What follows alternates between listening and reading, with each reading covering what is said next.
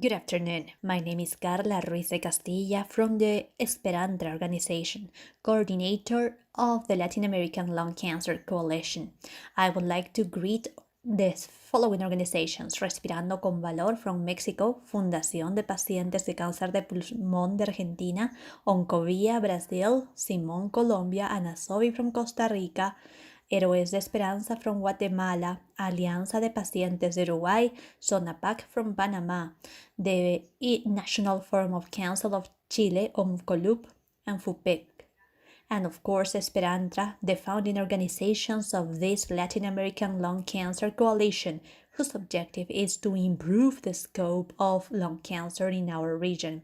Today, we have a very special agenda about the role of the multidisciplinary team in lung cancer early detection and screening. Here we have the agenda. Thank you. First, we will have Dr. Matthew Peters from Australia. He'll address the good best practices around the world, the role of the multidisciplinary team in early detection and screening process. Then we will have Dr. Juan Antonio Botero Sakura from Costa Rica, who will address lung cancer diagnostic cost effectiveness. Then we will have Dr. Juan Wisniewski joining from the US. He'll address disparities in lung cancer care and results. And finally, we will have Dr. Jose Fabian Martinez Herrera joining from Mexico, who will address impact of early diagnosis and new technologies and tobacco. First, please let me introduce Dr. Matthew Peters. Dr. Matthew Peters is joining from Australia. He is a professor of respiratory medicine at Macquarie University Hospital and also head of respiratory medicine at Concord Hospital. He received the Thoracic Society of Australia and New Zealand Young Investigator Award in 1990 and was later the inaugural recipient of the Allen and Hambury Fellowship. Dr. Peters has made notable contributions in the area of tobacco control and improved care for lung cancer patients. He chairs the Global Lung Cancer Coalition and was instrumental in the creation of the Kylie Johnson Lung Cancer Network. He also encouraged and supported the establishment of the Australian and New Zealand Lung Cancer Nurses Forum. He is joining us. It is October 16 for him, 7 a.m. He's one day ahead in Australia. Thank you very much for getting up so early to be here with us to share your knowledge.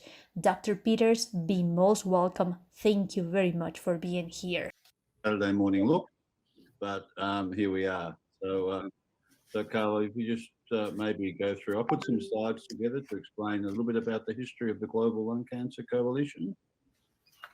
And I hope that's helpful to understand where we are.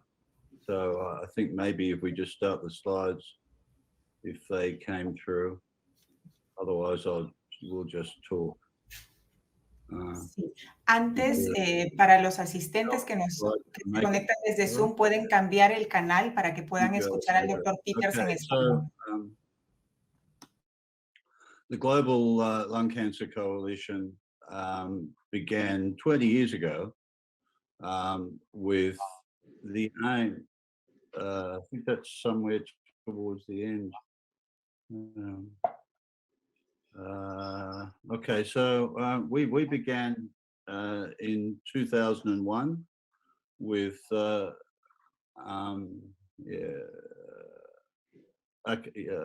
that's it. Start from there.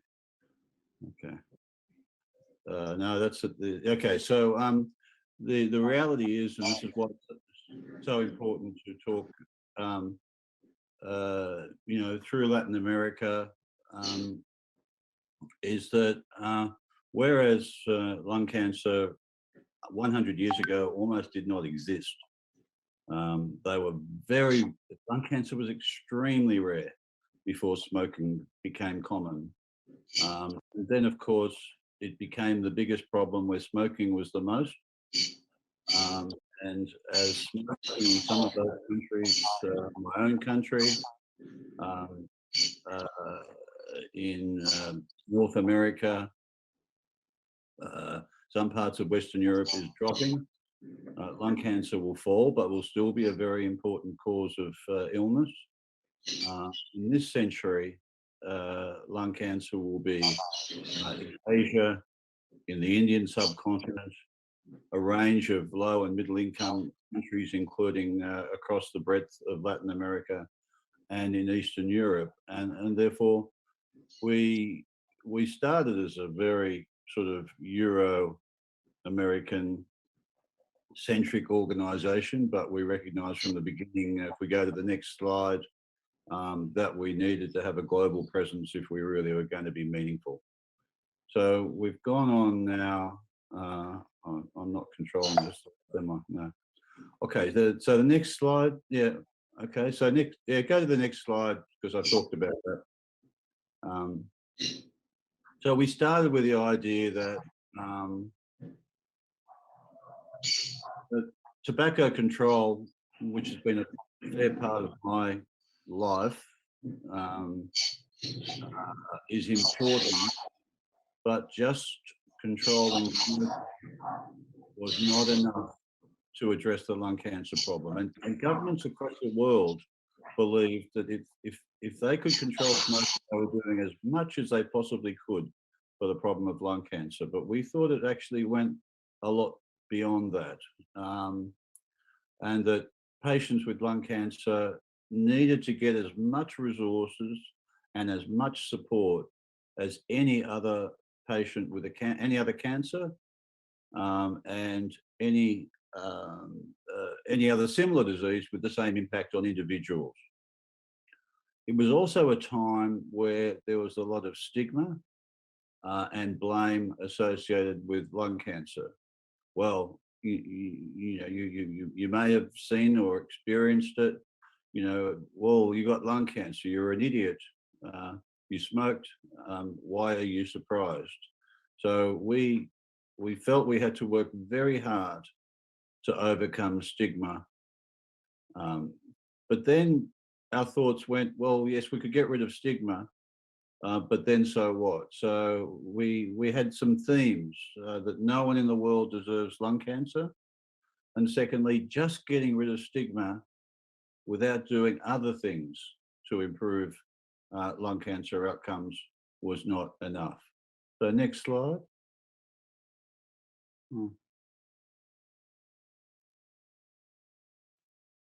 So we were about awareness, reducing disadvantage, increasing understanding, knowledge, and generating knowledge and spreading that knowledge and providing information in paper form, particularly in web and in social media, as things have changed over the last 20 years.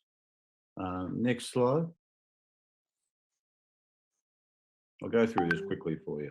So this is now our members. We've tried to grow organically, if you like, add a couple of members every year. So now we have a spread really everywhere except, parts of Asia. We would like to have a greater presence. Central America, we've had, now we have a wonderful member from Peru, Argentina, Brazil. This is our second organization we've had as a member from Brazil, from Mexico, and two Spanish members, so and a Portuguese member as well, and they have provided very, very important insight into the problem of lung cancer that me from or others would not have. Next slide.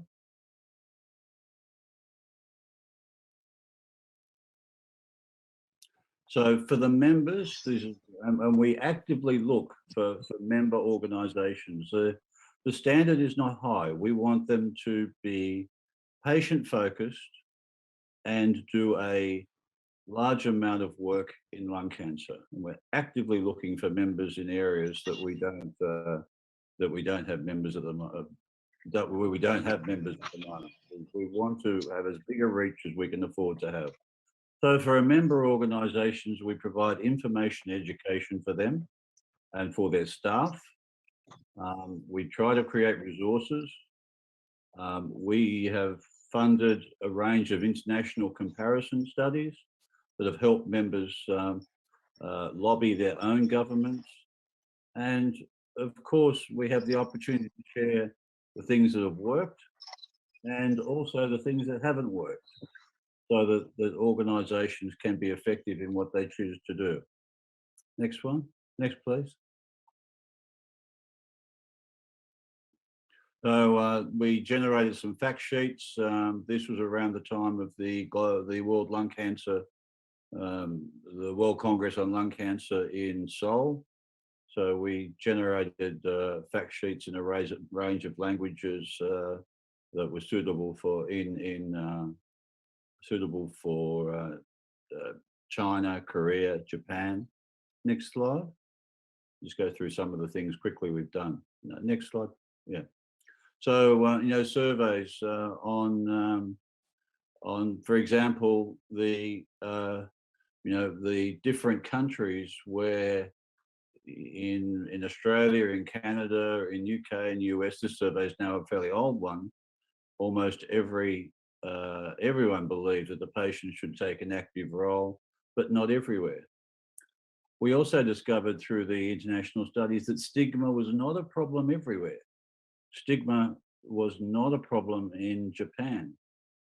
And we came to realize that in countries where smoking was once very common, but had reduced dramatically, someone who developed lung cancer could be associated.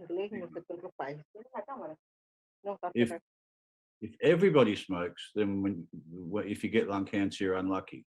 When only a small number of people smoke, if you get lung cancer, you're stupid. I'm not saying that, but that was the thinking. So we had to be careful not to talk too much about stigma in Japan because it wasn't a problem and we did not want to create it. Next slide.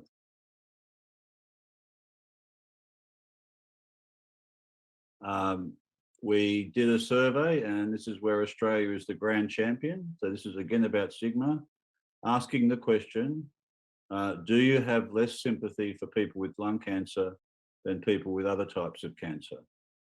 And in my country, Brazil, we just beat Brazil. I see 30% of the people who responded said they are less sympathetic to lung cancer patients than other patients. At the moment, this was just the member organisations that we had at the time. Argentina, of course, a very generous country known to be generous in their spirit, didn't have the same frequency of negative attitudes. Next slide, please. Yeah. So we created the Global Lung Cancer e-Atlas, and this is accessible from the Lung Cancer Coalition.org, the Global Lung Cancer Coalition website, and you can click on all these countries and give you the key features of lung cancer in these countries, again, to facilitate international comparisons where they're helpful for our member organisations. Next slide.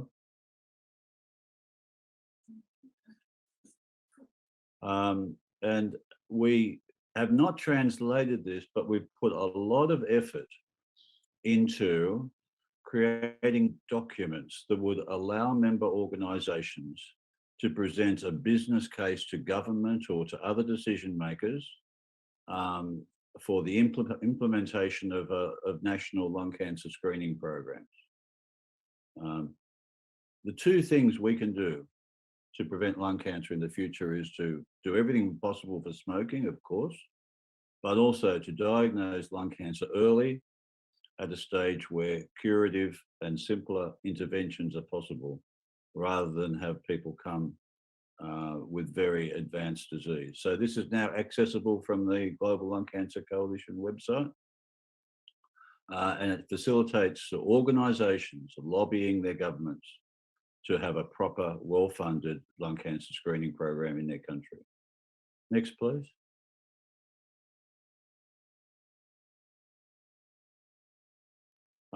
So this is a range of the things that we're doing right now. We're looking at patient surveys. How are you coping with lung cancer? The screening projects I just mentioned. We've put a series of surveys that clearly demonstrate that lung cancer research activity is less than other cancers. The experience of patients, we've done 2 surveys and they'll be repeated. And importantly, the impact of COVID on our patients and on our member organisations. And we're going to do another survey on that, and also ask the question about how readily our patients are having access to COVID vaccinations, which, by the way, anyone who isn't vaccinated, who can get vaccinated, should get vaccinated. Next slide. We intend to update all our fact sheets, including relevant translation.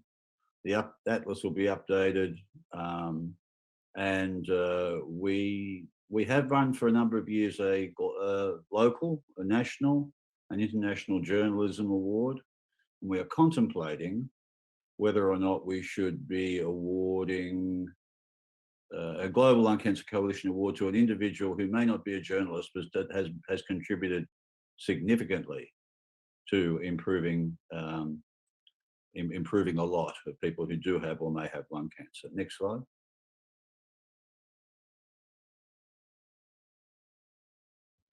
Okay, so look, I'll stop there, but it's been a very interesting 20-year journey. We hope that we have brought a range of organisations together. We hope we've educated them, and we intend to carry on strengthening the work of organisations internationally so that they can do what they want to do just that little bit better, and we'll end up with better outcomes for people who do have or may have lung cancer. There's a long, long way to go. So thank you for all your attention this afternoon.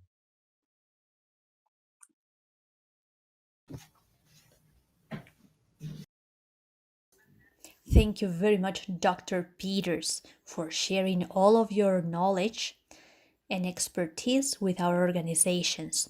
We firmly believe it is always important to look at good practices in the world and not to try to reinvent the wheel, but to see what is really giving good results and follow those good examples of joint work, of growing things that will lead to changes in the world. The Global Lung Cancer Coalition, without any doubt, has very interesting projects, and I'm sure you're making the difference to help improve things in our countries. Now let me please invite Dr. Juan Antonio Botero Sakura. Dr. Sakura is joining from Costa Rica. He did his bachelor's degree, license degree, and PhD in general medicine and surgery by the Universidad de Costa Rica. He's a specialist in internal medicine in the specialty of pneumology and respiratory diseases. He's a specialist in interventionist pneumology by Universidad de Barcelona. He's a certified physician specialist in pneumology and member of the Sociedad Europea de Neumología since 2013. Be most welcome, doctor. Good afternoon and good morning to all of you, depending on where you are. It's really a pleasure for me to be here with you. Thank you for having me. I'll share my screen.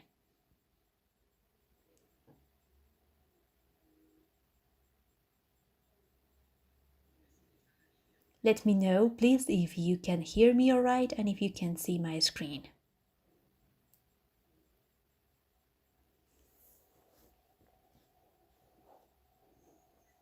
We hear you all right. Okay, thank you. I'll start sharing my screen. Just a second, please.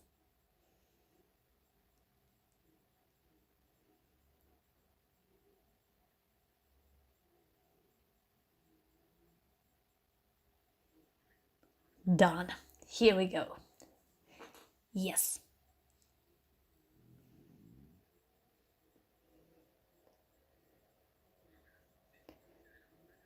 All right, just double checking. Can you see my screen? Yes, we see it. All right. Okay. So today I'm going to address a very interesting topic from the patient point of view and the people who are in contact with them. That is the diagnosis cost effectiveness considering different types of tests. I'll be addressing what we do here in Costa Rica. Here we have an pulmonary intervention center and we did do minimum invasive tests. Most of the options we have are from the diagnosis point of view, and I'd like to share them with you. I'll try to make it as simple as possible so we can all understand this, and I'll use some videos to help communicate what we do in our day-to-day. Why do we emphasize lung cancer? Well, as you all know, mostly because this is the disease that generates the highest mortality associated to cancer in the world, even though in Latin America we have lots of variability in incidence, even though that it is still ranked in the top of mortality cases. This type of tumor, the treatment for it has changed significantly in the past few years. I won't be addressing the therapeutical part because I'm sure the oncologist doctors will address that part. But let's look at this. Look at the sudden change we had in 2002. Basically, what a pathologist needed to define a treatment was to know if it was a small cell or non-small cell tumor. 20 years ago, there was no other different options for treatment. But now look at this. This is applicable to many of the countries in Latin America. And these are all of the different treatment options a patient has depending on their molecular profile. This is specifically done for some countries in Latin America because in some countries in Europe and Asia, there are even at least 10 options for specific treatment. Why is it important for us as pneumologists? Because the pathologist will need more material to run a complete study, to evaluate EGFR, ALK, ROS1, BRAF, NTKR, and MET variations, and then to measure PDL. So the pathologist will be asking for more matter, and the oncologist will need these results to decide the best treatment for patients. And there we need to take action by taking better quality and more matter. There's something important to take into account. The percentage of survival depending on the stage of diagnosis. That's why earlier diagnoses are significantly important because they improve the likelihood of survival. But the problem now is that early diagnosis or localized diagnosis correspond only to 15%. And why is it important? It's part of the diagnosis because the earlier you diagnose the injury, the better survival rate the patient will have. The later you diagnose it, the lowest survival rate he'll get. So if you survive stage 1, survival rate is 5 years, 90%. Good likelihood of survival. For patients in stage 4, the survival rate is only 18%. So how do we do the diagnosis? These graphs will explain. This is our lung, and when we have injuries in the central airways that allow us to go through the bronchi, we do a bronchoscopy, and through that we go with the bronchoscopic, the flexible one, which is just a tiny hose with a camera, and we go through nose and mouth and we get all the way to the lung. Here you can see this image showing how it looks when we get into the patient's airways. These are the vocal cords. After passing that part, we are in the trachea, and this was done by one of our resident doctors.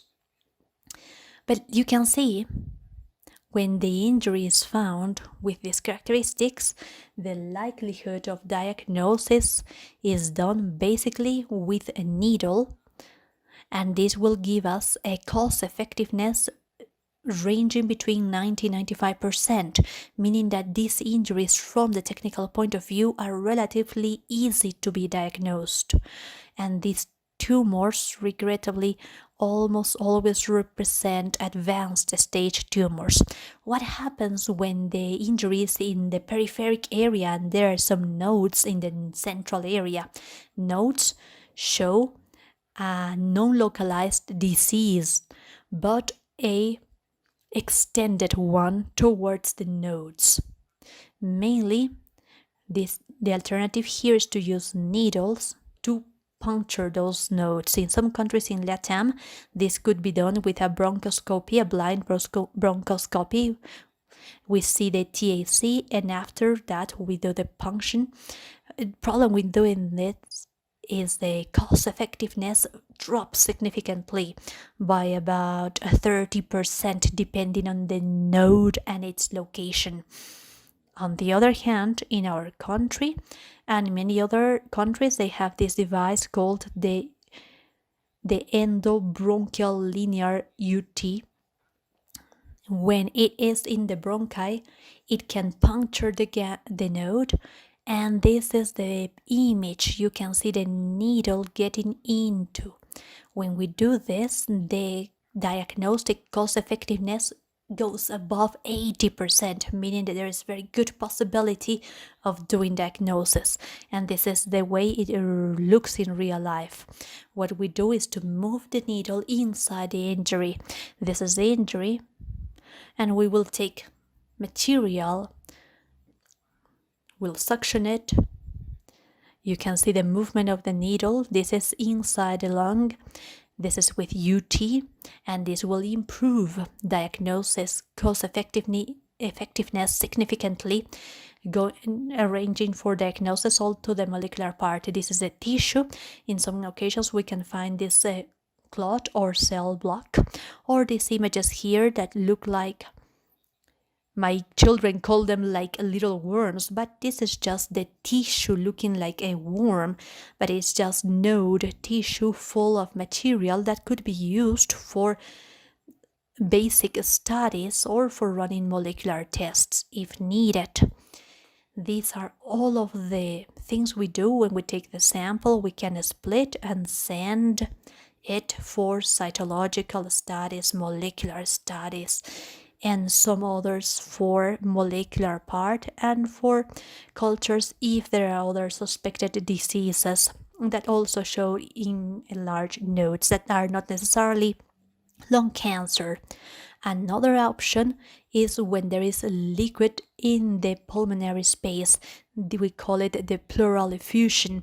This is a transthoracic UT. The patient is here sitting down, and what we are doing is putting a probe on his back, and you can see this is a diaphragm.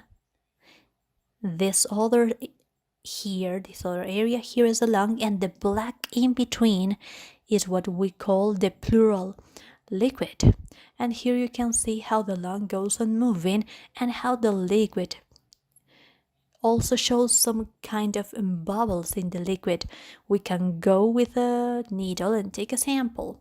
That sample will let us run a cell test, the cytological test, or a cell block that will give us information.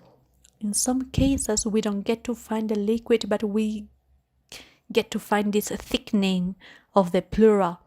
This pleura measures 2 centimeters. It usually should measure just 1 millimeter. So we can use needles here and sample them, as well as these other injuries at this level.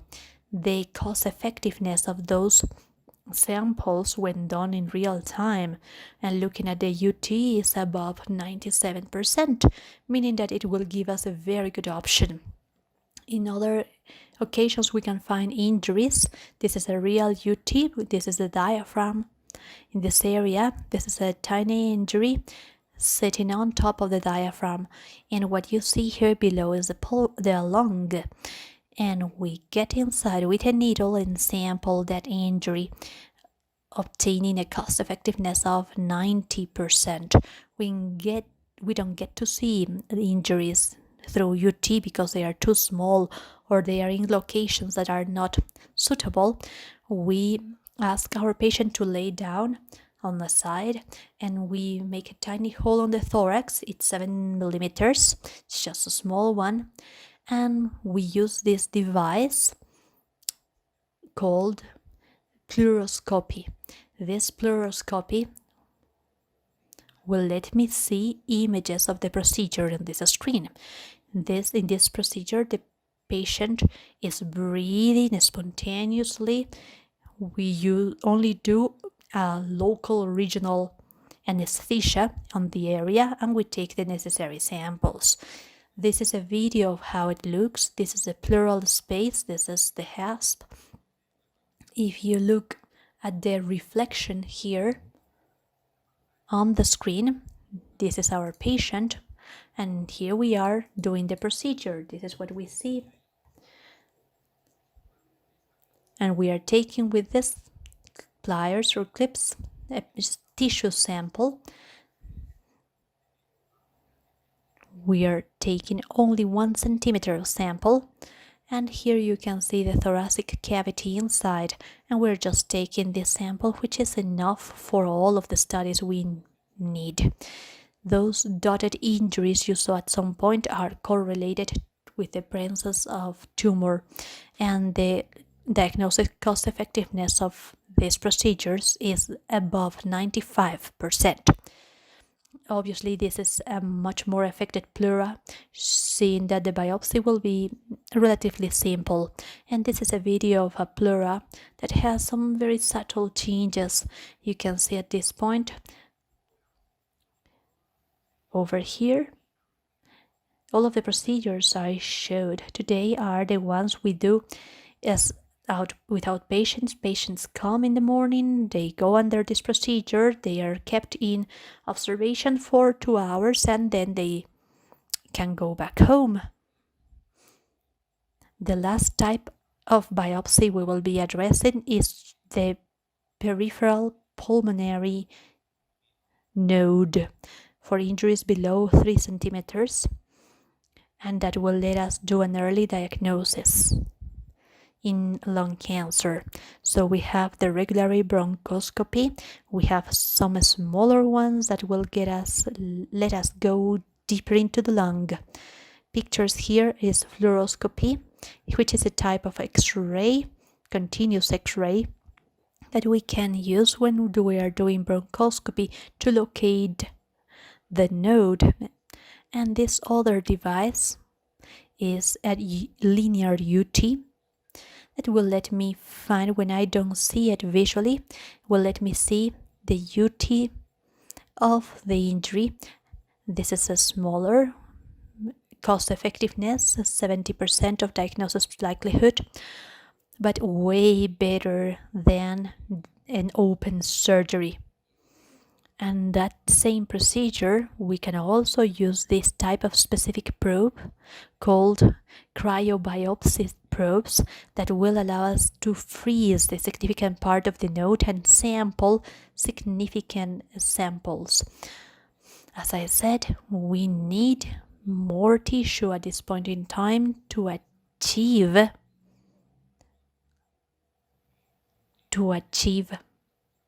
more samples for pathologists.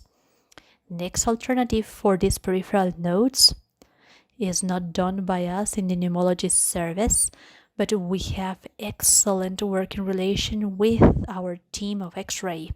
And this is a possibility of getting a patient into the TAC.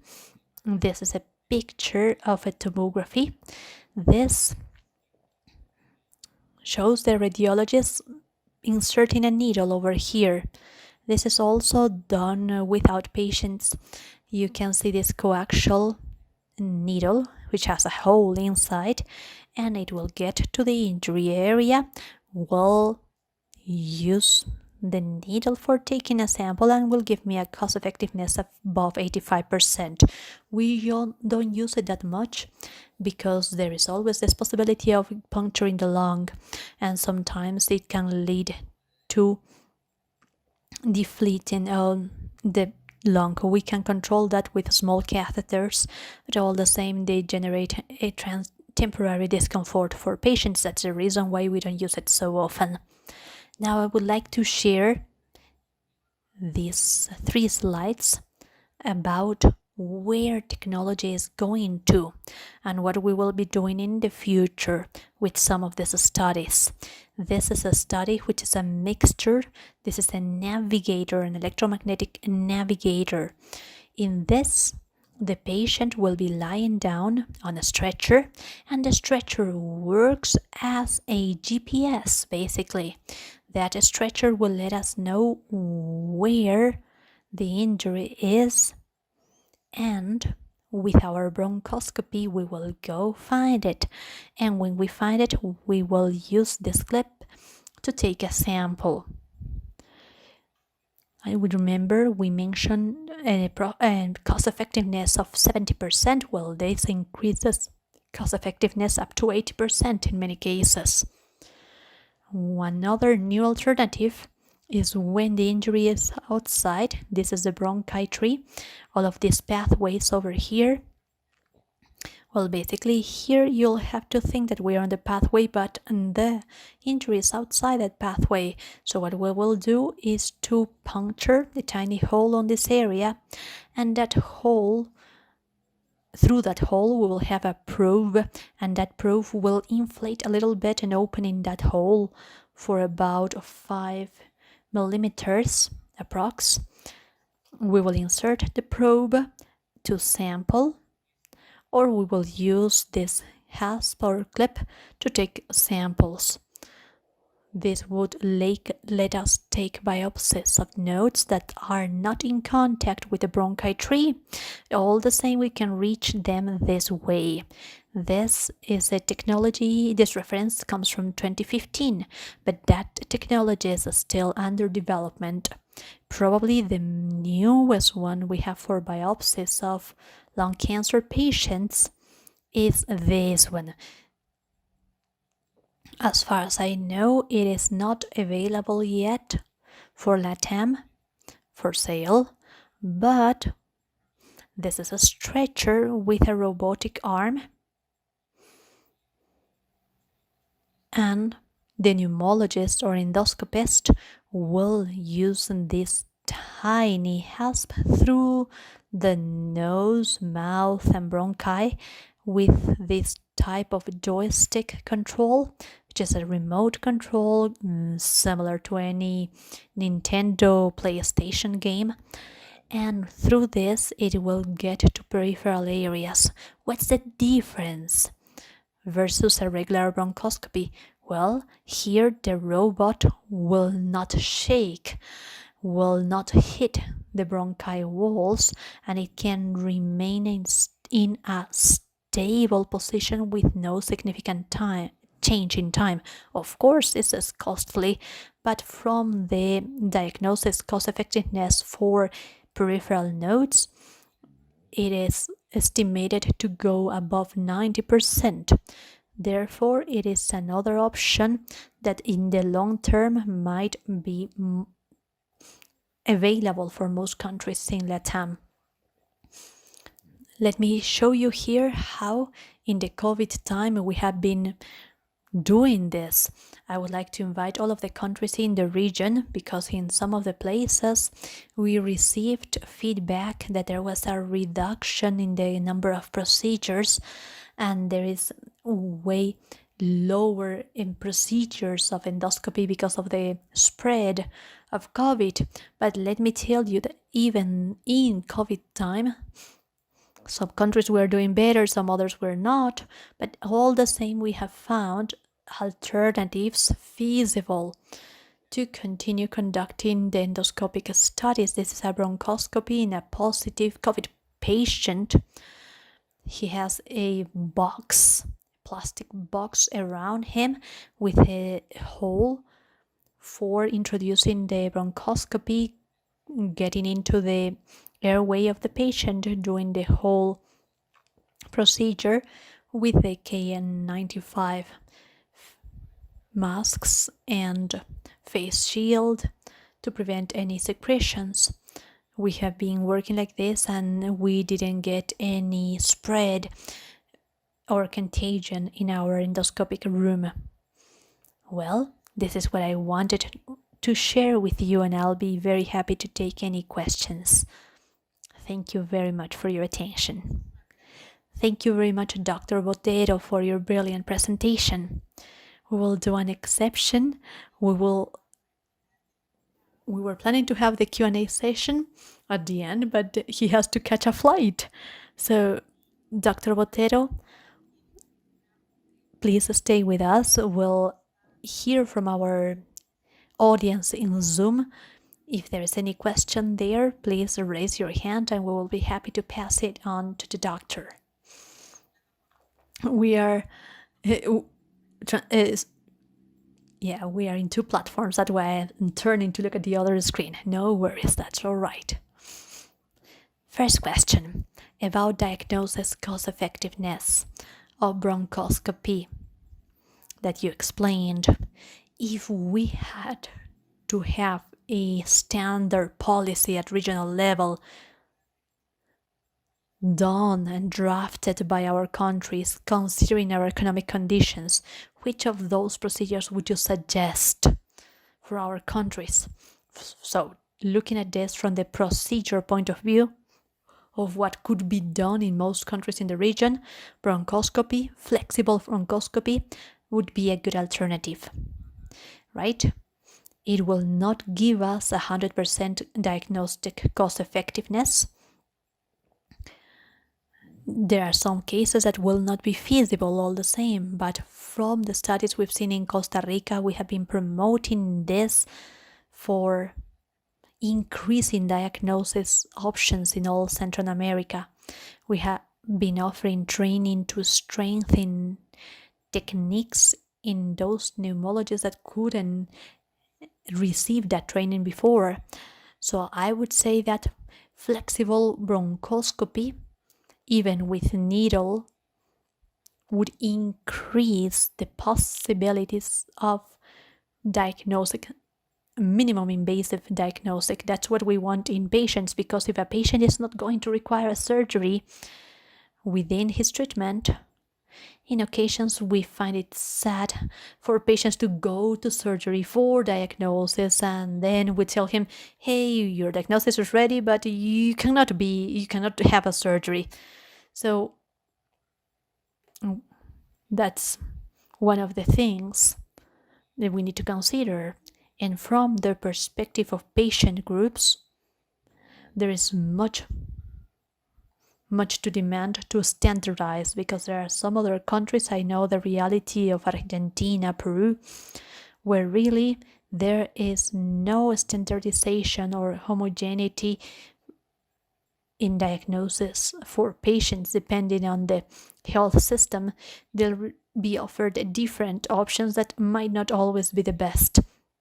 So I think we need to get informed, as that's exactly what you are doing. Imagine 90% of our patients diagnosed are done as outpatients.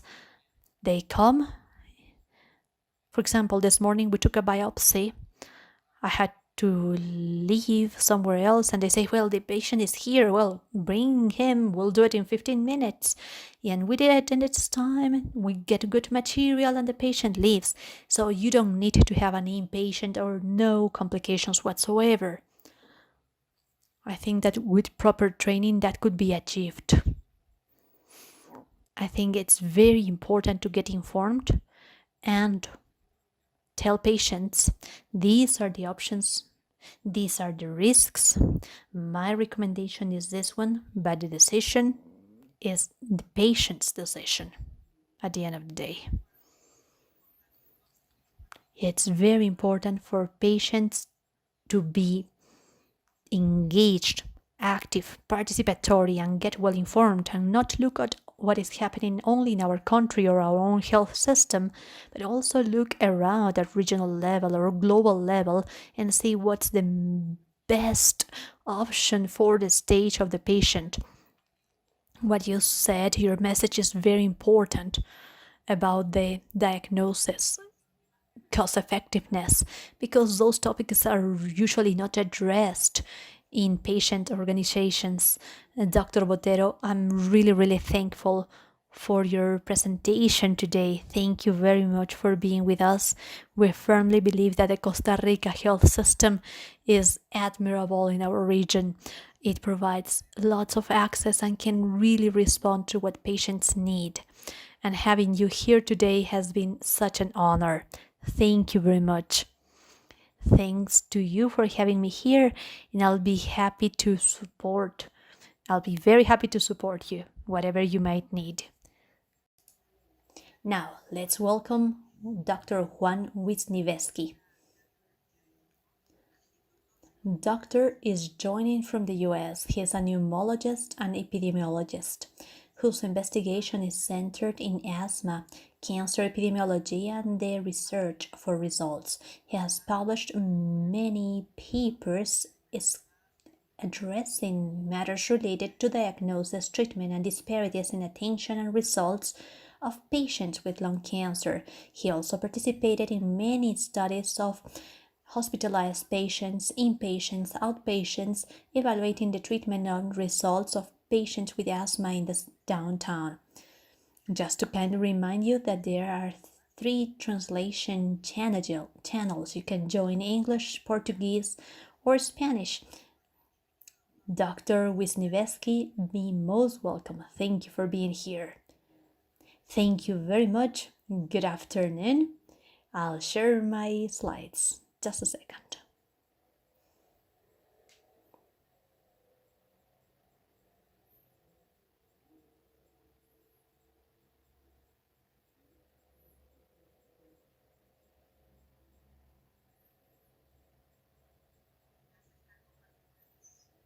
All right, here are the slides.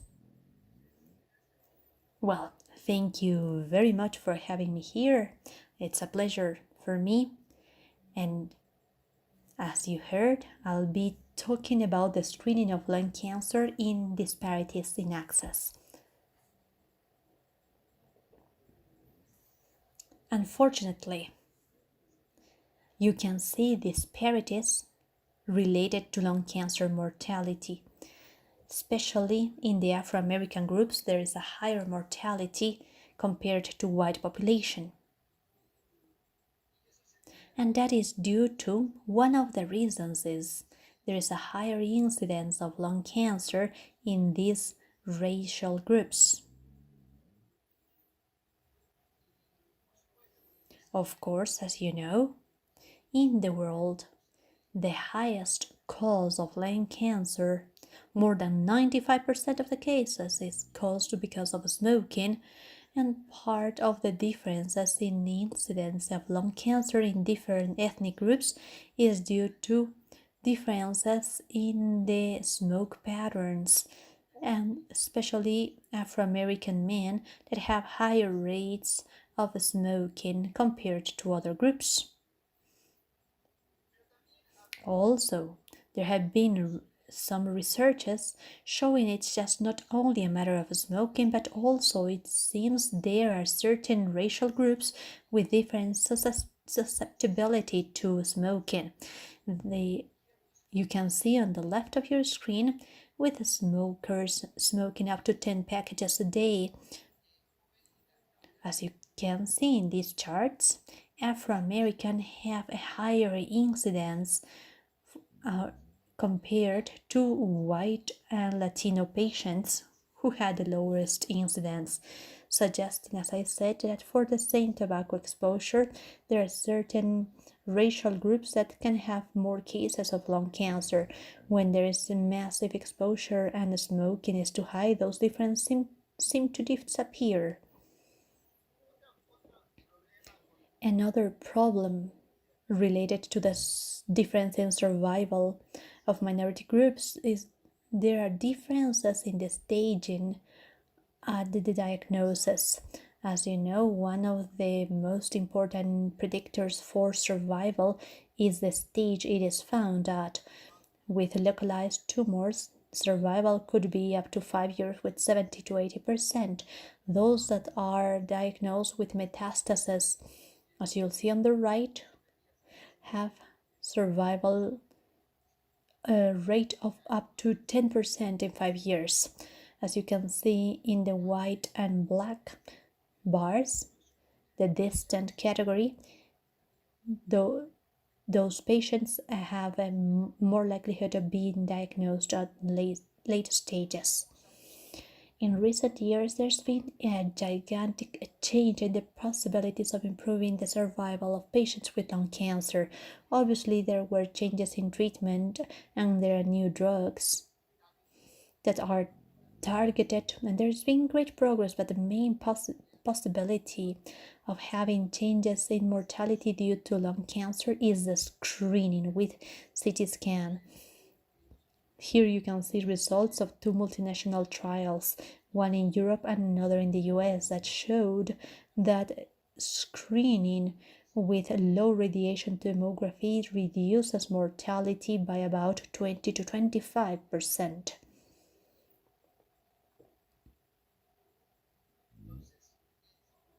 Therefore, it is critical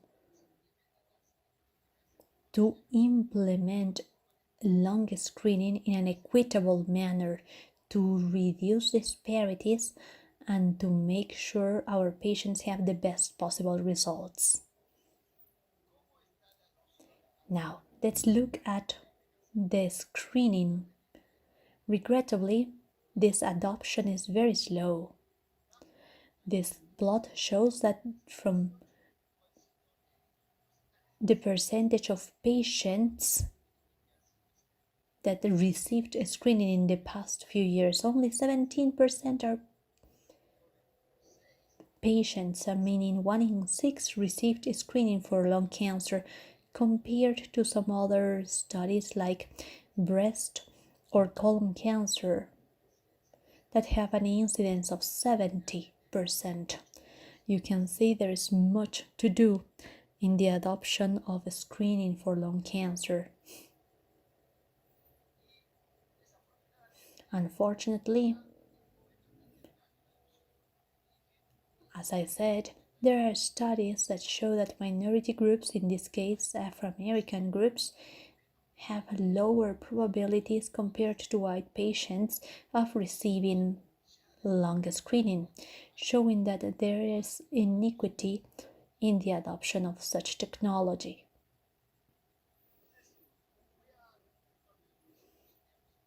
On the next slides, I'll try to describe the reasons why there are these patterns of disparity and which would be the interventions to change these adoption patterns. Trying to understand these problems, it would be useful to follow the conceptual model provided by the American Association, dividing potential factors into structural factors and factors related to healthcare providers and those related to patients.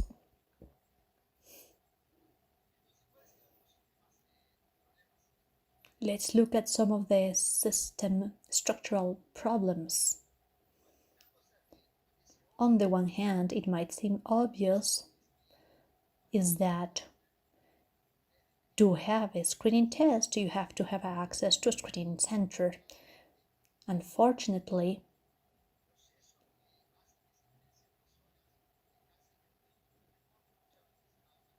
this depends on financial economic factors and some other reasons, and not necessarily where the patients are. On the right, you'll see a map of the US showing different colors, split in those areas, darker color, showing a good ratio between lung cancer cases and screening centers. And the ones in lighter colors, lighter brown or green, showing that the intensity of lung cancer is not aligned to the number of screening centers. That also plays a role in minority groups. The other maps show concentration of Afro-American or Hispanic population concentration in the US, And those are areas with low access to lung screening centers, and those patterns might deepen the disparities. And that has been proven in studies showing that there's another problem, which is that the guidelines to determine who's a candidate for lung cancer are not well adapted to these different ethnic groups. As I showed before, Afro-American groups tend to develop lung cancer earlier in time and with lower smoking exposure. As this research showed, the higher percentage of patients, Afro-American patients with high risk of lung cancer based on their clinical characteristics and smoking, they are not eligible to screening compared to white patients. Again, showing that the current recommendations for screening, this could deepen the disparities for early detection. Which elements might play a role related to healthcare providers? One is that the main factor to determine candidates for screening is the smoking story. As you can see, Afro-Americans and also Latino patients or Hispanic patients have lower probability of being asked about their smoking history by the doctor. If there is no information about that, automatically the patients will be ruled out of lung cancer screening.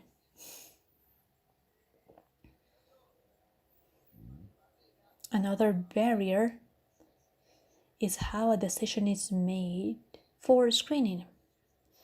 Current guidelines recommend for patients and doctors to have a discussion about which advantages and which disadvantages and risks might come from lung screening.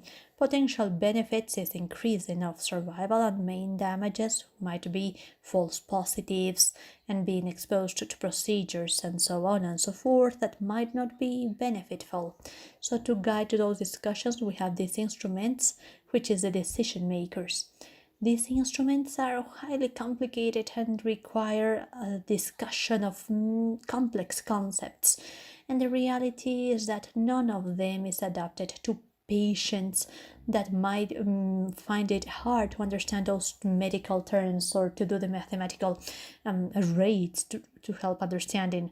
So that creates barriers to discussing the use of this lung screening, and therefore less chance of accepting the procedure. Now let's look at the potential factors at patient level.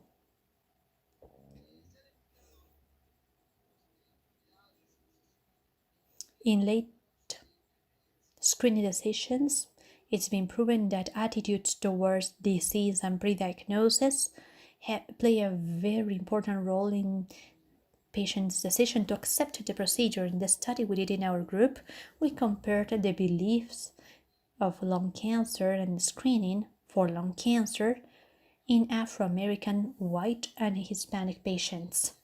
And as the slide shows, we found many differences.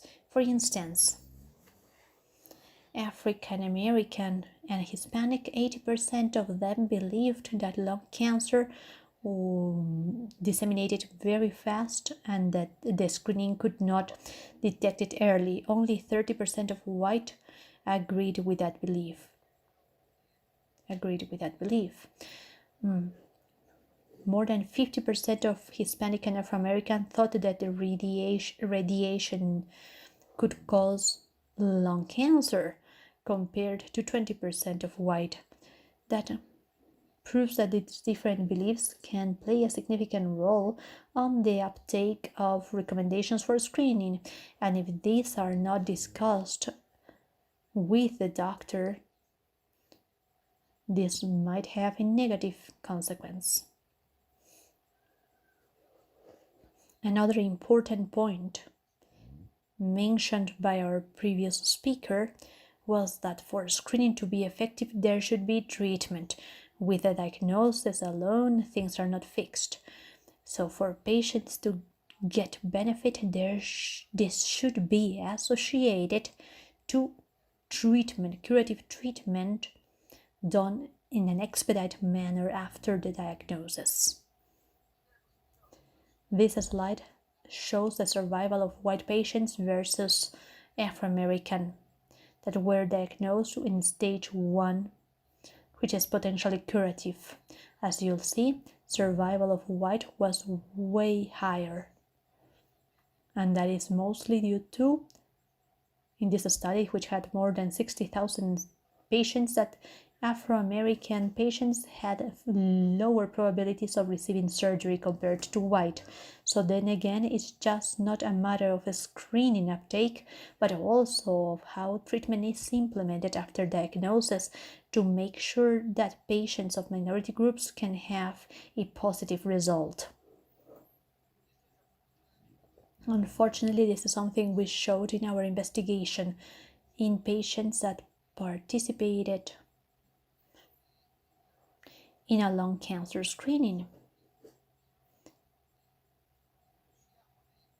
Patients enrolled in this study participated in the screening. You can see black men had 20% fewer probability of receiving treatment compared to the other groups.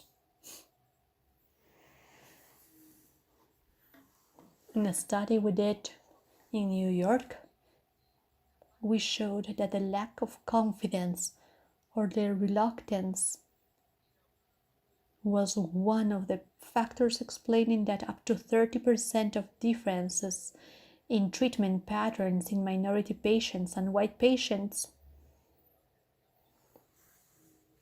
So this is a point to be addressed, and many times these patients, because of discriminatory experiences, they might mistrust medical systems, and that makes them less willing to uptake medical recommendations and therefore receive those benefits. So clearly we need a change. We need a change on how to face these topics to have equity in results. Let's see some of the alternatives that were used to date to improve access to lung cancer screening and treatment. First, based on the data I showed, the difference on different groups to be candidates for lung screening in the US, recently they renewed these standards for lung cancer or recommendations. In the past, patients had to be between the age group of 55 to 80. Now, that recommendation was moved to 50 to 80. As I said, Afro-Americans have higher tendency of getting lung cancer with lower smoking history. In the past, smoking history should be 30 packs per year for more than 30 years, and now with 20 packs per year, a patient would be a candidate for screening. And that has increased 97% the amount of minority patients that are candidates to screening, and that therefore increased the potential number of them to be benefited.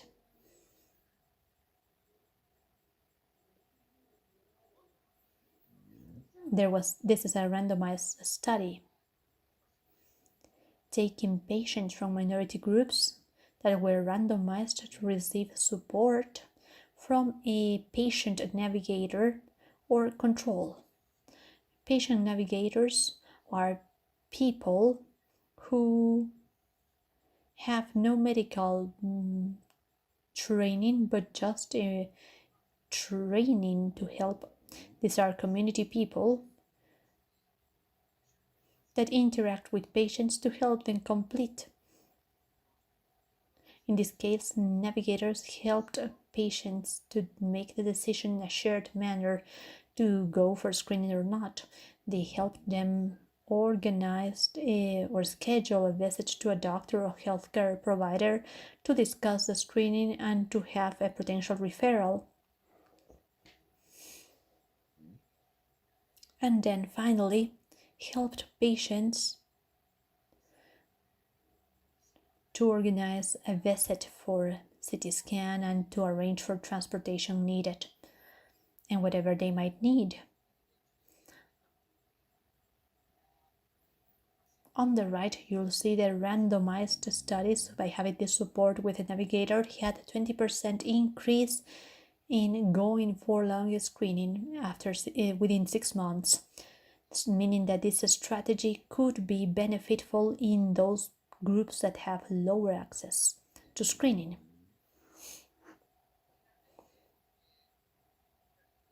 Finally, a more expensive technology but could help give access to groups that are in remote areas. This research used a bus with a CT scan machine.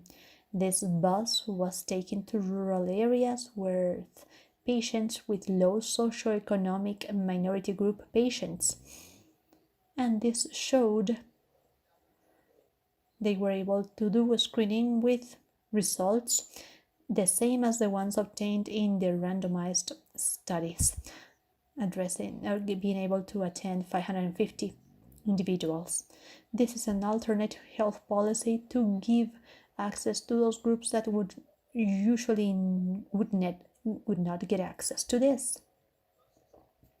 So, in conclusion, I think I've shared enough data from all angles, meaning the incidence, mortality, stage at the moment of diagnosis. Minority groups have worse results. As I discussed, there is strong evidence showing that screening for lung cancer increases survival, and that's one of the most effective weapons we have. On the other hand, as we saw in the early adoption of lung cancer screening, minority groups have faced numerous barriers to access.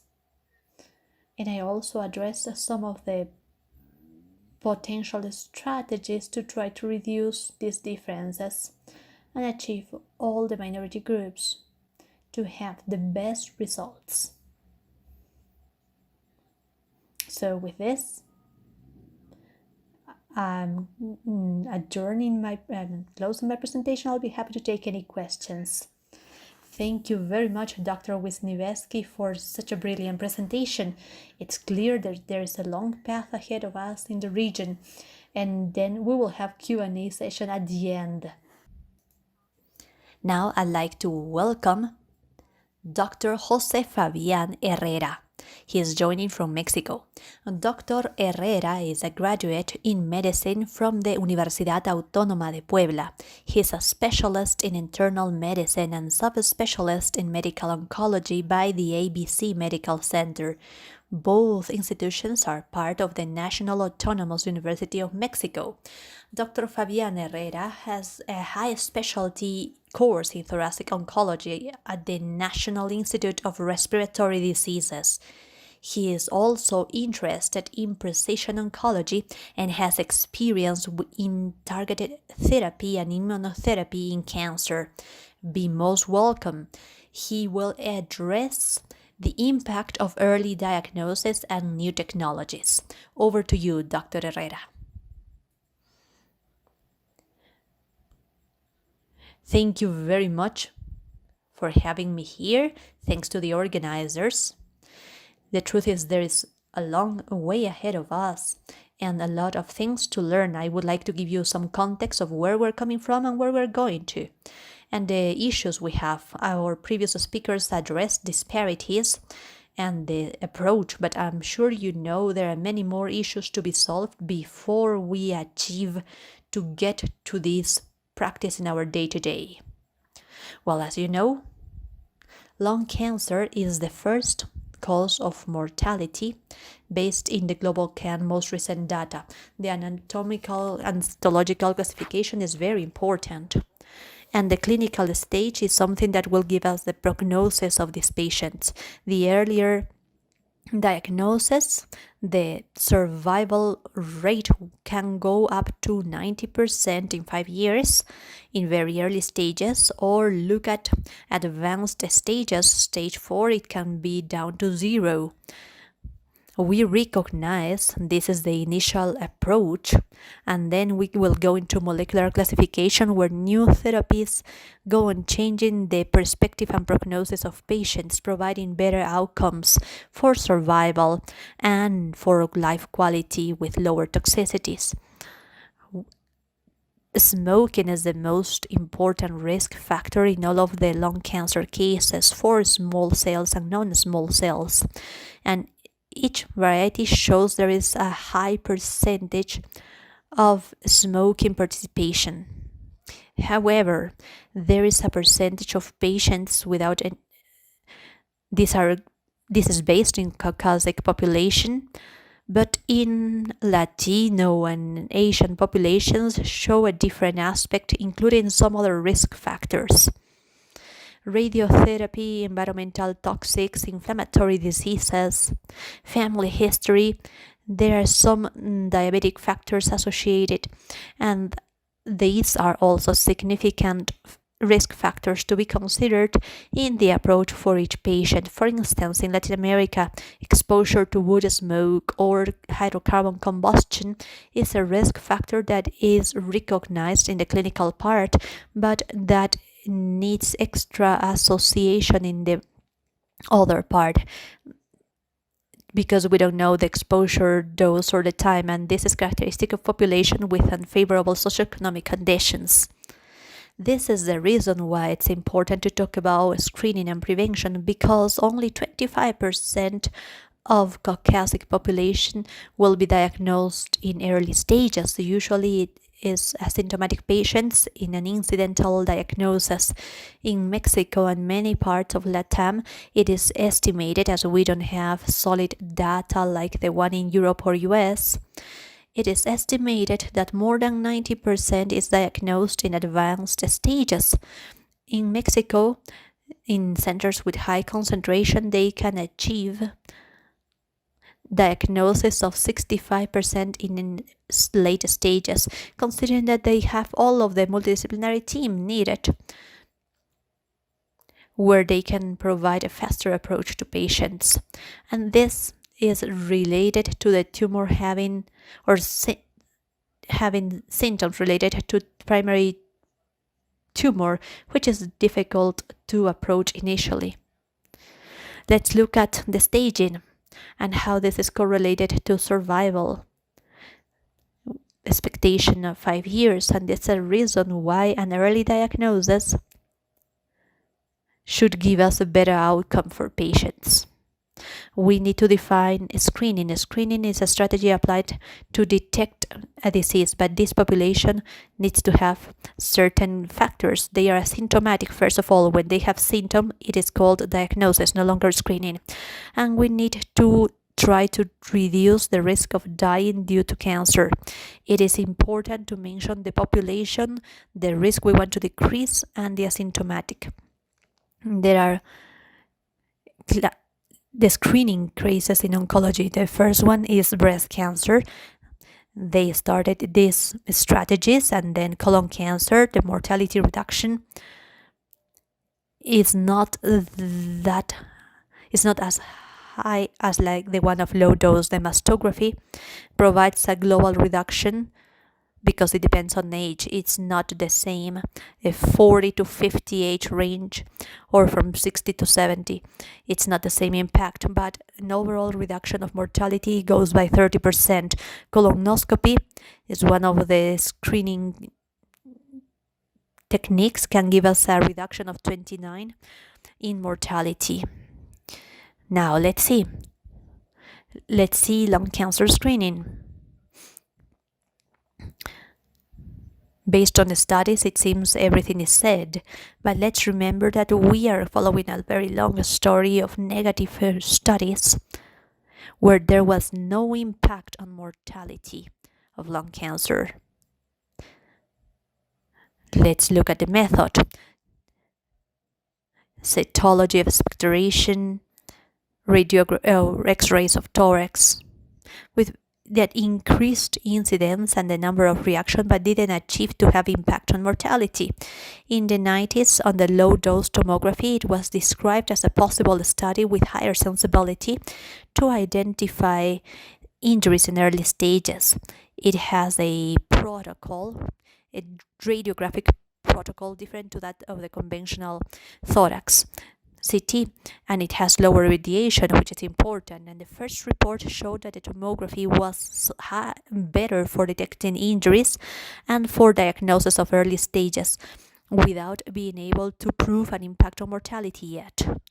Nowadays, this is split like this. It's not only 2 studies, there are many screening studies which are non-conclusive and cannot completely define the impact on mortality, but we need to recognize that many studies didn't have the statistical power to define if there was or no an impact. These are a few of the results that showing a benefit. However, it is recognized that methodologically it is not the adequate study to define so. The Nelson and LST are studies that have the statistical power for definition. However, each one of them has some characteristics. NLST was published in 2011 and included more than 50,000 participants with the first inclusion criteria which used for screening, age range from 55 to 50 and IT of 30.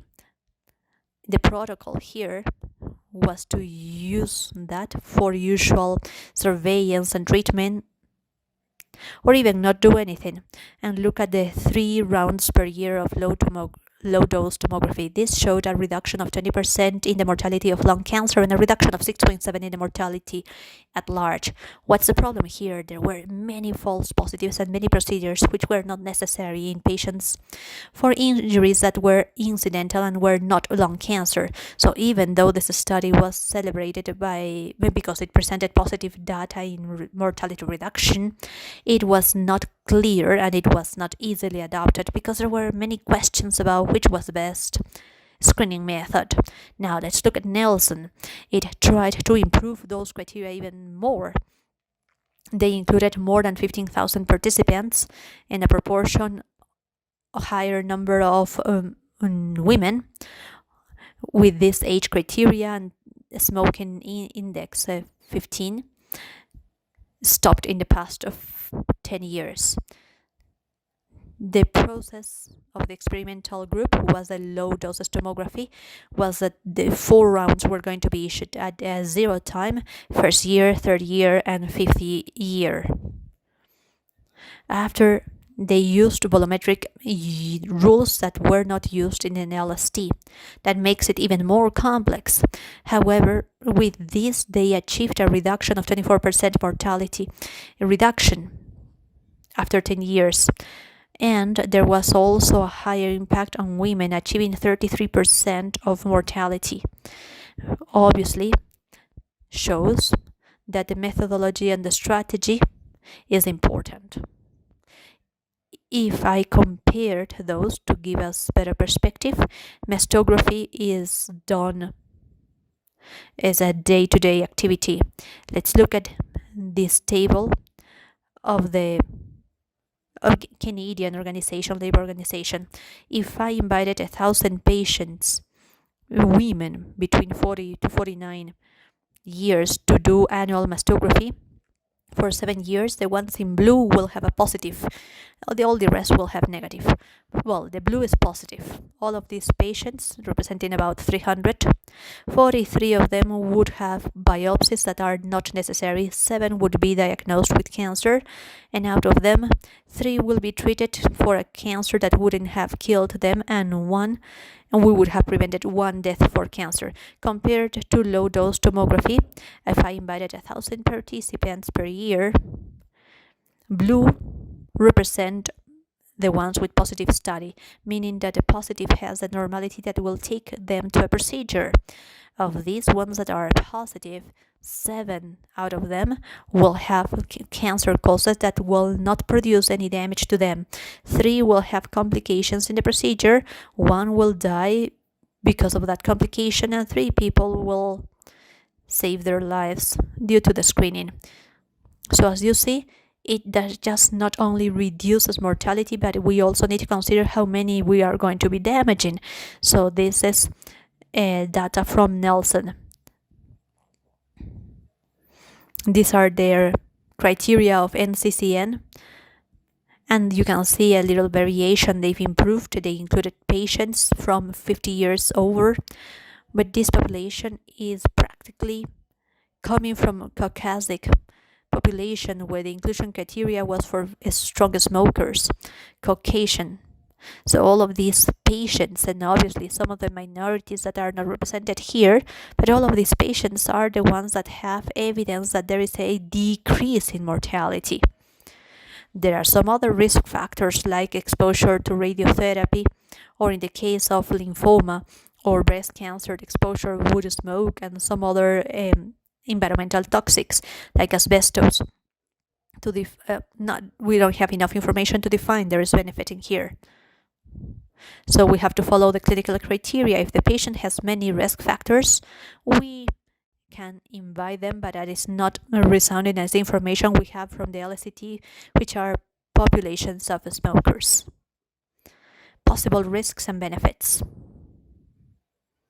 Risk: we can have detection of non-hurtful injuries, and the life quality can be affected because of the anxiety of finding false positive and false negative, physical complications because of the approach, unnecessary procedures and tests, exposure to radiation. I know it's an harmless radiation. That is in most of the cases. We cannot secure it in all of them, and the cost, mastography or PAP and colonoscopy is not the same as these other tests. The benefit is the decrease in the mortality. Quality of life should improve. There would be a reduction of morbidity for the disease and the treatment and the psychosocial load, and potentially the evaluation of high risks.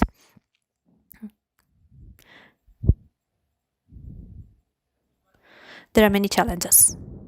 Obviously, false positive.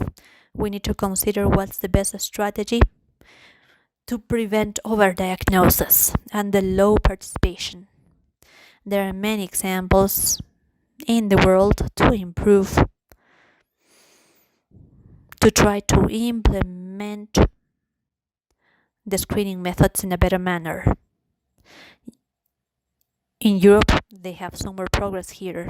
They have tested at regional level several pilot studies taking screening to populations. As we heard, they took a mobile CT scan machine. They took this to different places to try to show this benefit. At community level, this is something we saw in high concentration centers. And in Latin America, how are we doing? Well, here we have a incidence of TB, infectious diseases and mycotic infections that can give us findings in CT that could be hard to distinguish between tumor injuries or infectious diseases. This is an example from Brazil. This study doesn't have the same number of patients. It's not the same population, but they included almost 800 patients. It shows at least that out of 3.1% that required biopsy, the diagnosis yield of lung cancer was very similar, and despite of the high prevalence of granulomatous diseases, the false positive number didn't go up. You can see the summary of all of the studies of screening, including LST and Nelson and Braille. Here we have the numbers and the positivity rate. representing about 30%, BRELT 40%. Look at the lung cancer cases, 1.3, 1.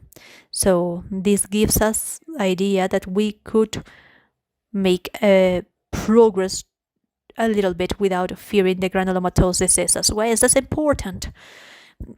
The idea here is not to talk about treatment, but there will be options. There will be more and more options of treatment, like in the case of the Pacific study, where they are addressing patients with a stage 3 unresectable, and this will be increased in earlier stages. This showed a survival benefit of 5 years with an improvement of 28%. And they presented the study of adjuvant immunotherapy in September with patients in stage 1B3A after resection, after chemo. They will see positive results by adding adjuvant immunotherapy with maintenance for some time. Therefore, we will have more and more patients in this scenario. Screening should increase the number of patients to be offered treatment, but we need many more things.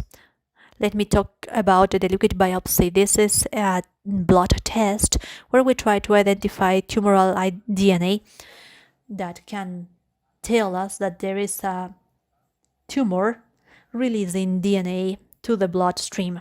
This is being used for follow-up and diagnosis and detection of precise mutations when the pneumology approach or thorax is not enough. We can obtain this not only from the bloodstream but also from pleural liquid or from many sources where we get the most information, and the most genetic material will come from blood, because we can also detect exosomas, circulating tumor cells that don't have enough information to take it into practice. But tumoral circulating DNA is something that is done on the day-to-day. This can help us evaluate the evolution of disease and how this goes on behaving after follow-up. We tried to do this in earlier stages and also in the screening. In some patients, it was detected months or years before there is a tumor. We can find a DNA that can give us better approach. Obviously, we have no information on the best way to implement it. Technology is not ready yet, but it's being tested, and there is evidence that this will work in the coming 5-10 years. And it's complicated to confirm how we will be implementing this. Well, challenges. There are some mathematical models that can help us select a population better, not only smokers to estimate risk, but to validate perspective. And obviously, the cost-effectiveness studies. How can we take this from theory to practice? We have the studies and we have the methods and we have the CT scan. How do we take it to the practice? This is the science of implementation. We are in this stage here. We have this phase here where we have evidence of efficacy. We have solid studies saying that this works. Well, now we have to have pragmatic tests and studies to apply it in population and then take it to adoption for utilization and spread. And if we don't focus on the studies of implementation, we will never achieve to take this low dose scan in phase 3 to our community centers, because we are not trying to look for the challenges we have in taking this type of strategies and new technologies to the patient. We need to identify challenges we have and the limitations, the low knowledge we have from the medical part, and what we can see before coming. This comes from Brazil. To move screening ahead, there is this little survey in The Economist showing some characteristics of lung cancer in tobacco control, access, early diagnosis, and treatment. They used color code. Red means bad, yellow, something is being done, and green is optimum. Look at the number of red. They are also implementing this mobile CT scan to take this to the farther away areas, considering the complicated geography they have in Brazil. And they are setting criteria and pillars to set up a program for screening in Brazil in a model. I know 2 examples, at least in Mexico, where high concentration hospitals and specialized institutions are offering screening programs. Problem is that it's only to show that it works and try to convince our authorities and civil society that there is something to be done differently than just going to a specialized center, and take this possibility to community centers as well. There are many, many challenges, especially in LATAM, where resources are not abundant. We also need better information and better quality information to select population that will receive the most benefit of it. Takeaway messages. Key away, this lung cancer is the neoplastic that causes more death in the world. In its advanced stages, treatment is palliative care. In early stages, curation, the cure. That's why we want to increase diagnosis in early stages to reduce mortality. We still have many things to solve in implementation, and I expect that foundations can participate in this implementation process of these technologies. That's it. Thank you very much, doctor. That was a brilliant presentation. Now let me invite all of the other doctors and to start with a Q&A round of our attendants to the Zoom meeting. Thank you very much again, Dr. Jose Fabian Martinez Herrera, Dr. Wisniewski, Dr. Peters, who is still here, and now let's start with a Q&A session. Let's open for questions. I don't know if there is any question. In the meantime, we can give the floor to Dr. Peters, who has an overall view. We would like to hear his opinion about this. I have a question. I'm sorry I couldn't raise my hand. Thank you very much for the presentations. Please tell us your name, country, and the question. Great. My name is Tatiana. I work in a patients association from Chile. We're working in early screening programs for lung cancer. My question is, what do you think would have the most impact? To educate patients about symptoms that you mentioned were very diverse, or to educate family local health centers to recognize symptoms of this disease in an early manner? What would you suggest from your experience based on research you shared? We believe there should be a combination. The general public need to be aware of important respiratory symptoms, and we've run campaigns, cough, so that would attract the attention of medical practitioners, and we hope that then medical practitioners would do appropriate investigations. That would be impactful, because the sooner somebody with a lung cancer related cough gets to a diagnosis, the better the treatment options and the better the outcome. But we also have to remember that lung cancer, through most of its development, produces no symptoms at all. And that is where lung cancer screening for eligible populations complements the value of getting a symptom-based diagnosis as soon as possible. So I think we have to do both. And to do one without doing the other does not make the most sense. Thank you, Dr. Peters. I would like to add up. I totally agree.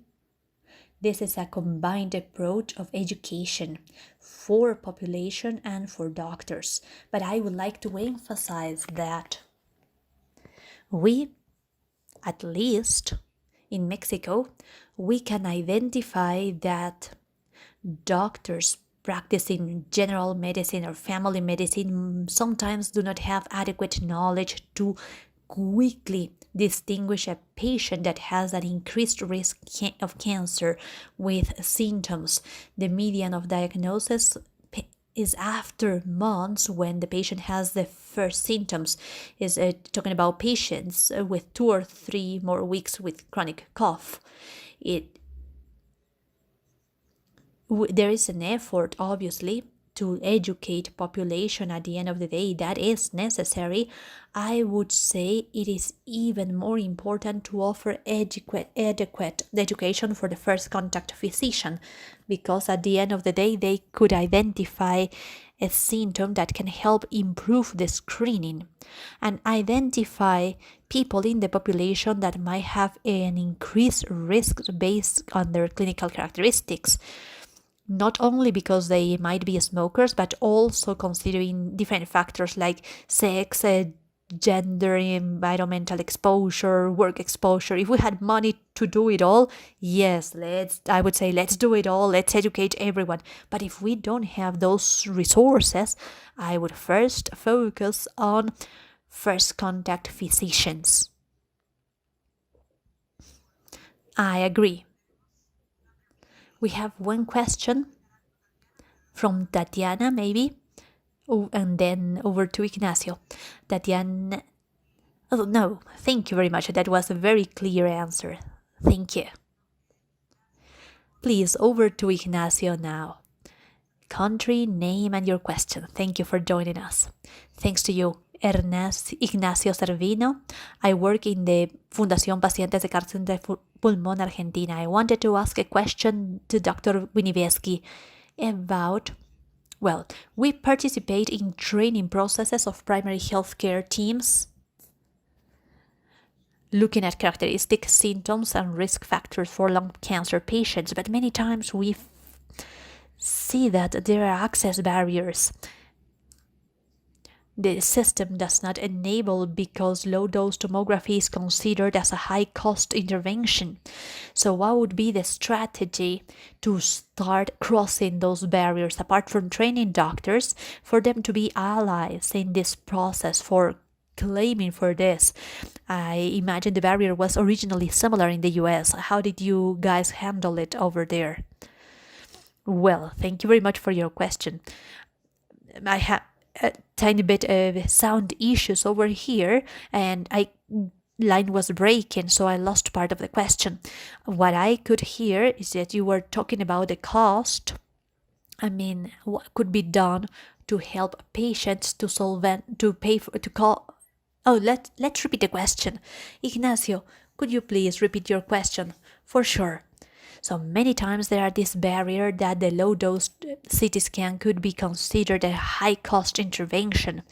So there are issues with access for healthcare providers to recommend that study.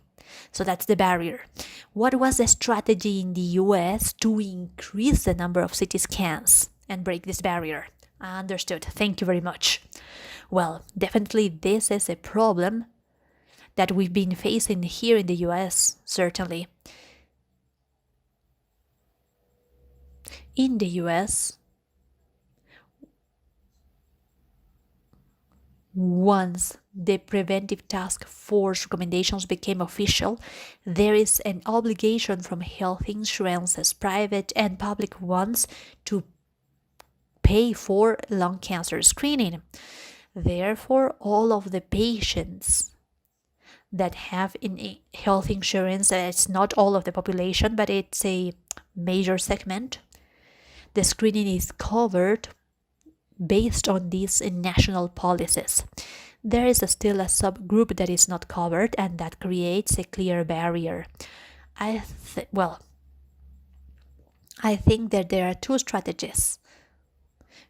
create screening programs that make the cost benefit of screening to be improved, and that helps reduce costs, especially if this is done for a greater number of patients.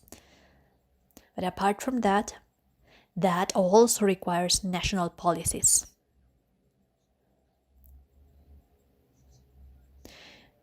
Health insurances, private and national ones, should have this mandate to cover for lung cancer. Of course, in countries with lower resources, this is a complex task. Another thing to consider in this process is that the higher cost is not only the initial test, but, as Dr. Martinez Herrera said, the cost of all of the studies after positive results and nodes found, and the high cost of treatment for lung cancer. So I think that that problem is not even well solved in the US, but I totally agree with you. This is essential to achieve adoption and benefit for the population, especially the ones that are most in need. Thank you. Thank you very much, doctor. Any other question, please?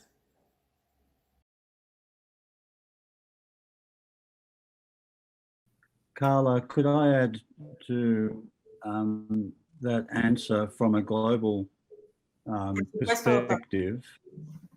Yeah. The value of lung cancer screening has become much greater in the last 10 years when there have been more treatments for lung cancer. 20 years ago, there was surgery, there was chemotherapy, didn't work so well, and lung cancer patients died very quickly. Now, as part of our campaign, we want lung cancer patients anywhere to have equal access to healthcare funding, whether it is public or private insurance, the same as breast cancer, prostate cancer, any other cancer. And this now should be expensive. Now, the other care of lung cancer is expensive.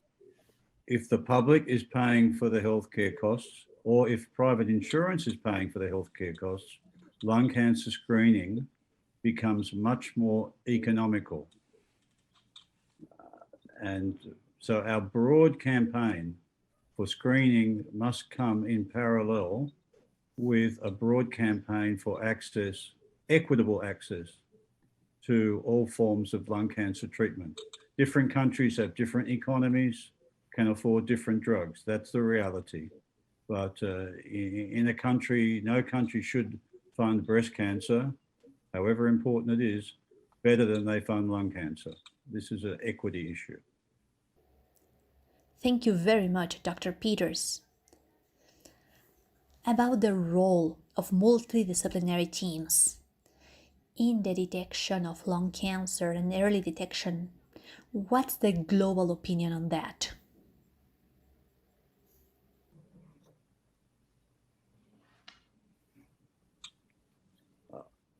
To deliver the benefits of a lung cancer screening program, you do need a multidisciplinary team of experts.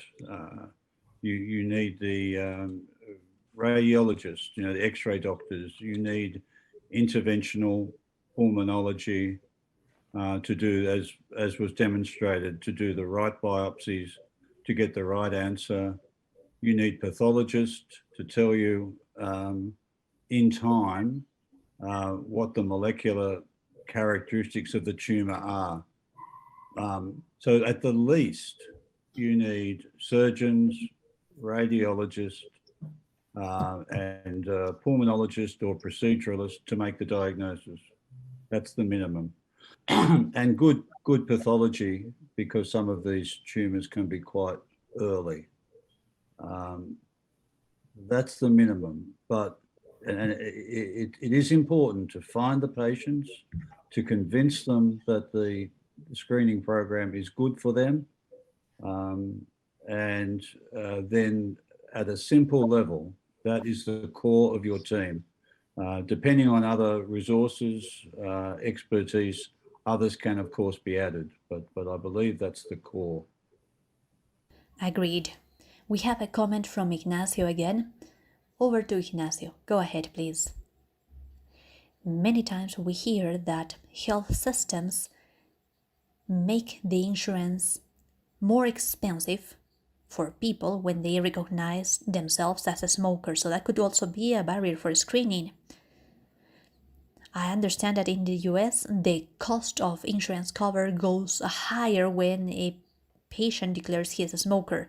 What's the type of strategy you managed for this case? I don't know if the question goes for me, but let me tell you about what happens here in the US. This is a very interesting comment. In the US, this was solved with the new Obama health policy prohibiting health insurances to put barriers due to pre-existing diseases or exposure, meaning that that is no longer a barrier in the US. But the comment is totally valid. I don't know how it is, what's the situation in other places, but that's the problem that led to the development of national policies. Obviously, it has many implications related to genetic studies. And if someone has genetic risk factors due to diseases. So I agree that this is a super important topic that requires policy making at national level. Let me complement that idea that yes, it is true, especially private health insurances, they'll give you different cost based on your risk, based on your background. So they will increase cost for age. Of course, there is a higher probability of having chronic degenerative diseases and also higher cost for smokers. And even to extremes, if you have a germinal mutation like a BCR, they can deny insurance for you because your risk for cancer or neoplastics and that will require treatment will be way higher depending on that condition. So I'm hearing what a doctor in the US says, that they started trying to regulate this type of situations, but I'm almost certain that this is not the case here in Latin America. And I see it from patients regrettably when you have to trust your relation between doctor and patient, but at macro level, we need to look at the number of patients to obtain economic benefit. And so this is very complex to try to achieve that level of confidence. Now that's another topic. The topic of discrimination. Lung cancer has always been discriminated because of the background of smokers. Health systems that need to plan for health from a global perspective and that have many health problems to address, especially social security ones. There is no written evidence, but they will tell you, hey, this disease was brought by them, it was caused by their decision to smoke. So how am I going to give money to this versus some other diseases? The problem is identified, and there is discrimination against those lung cancer patients because of the background of being smokers. And some years ago, there was this attempt to define those patients without a non-smoking background. So themselves, the survivals of these cases, identified that language increases the gap of discrimination even more. Therefore, it's even much more complex than just selecting the risks of tobacco. It is imprinted in our minds, unconsciously maybe, or subconsciously maybe, that these patients are being provided a lower healthcare because of their background. All right. I would like to ask final question to all of our presenters. We are patient organizations in this region, the attendants to this training. Which would be your advice for us to conduct actions, carry out precise actions for our governments and health care systems to improve the approach to lung cancer early screening? Dr. Martinez, over to you. You play a very important role. There are many examples in history, like showing how patient associations pushed and gave a voice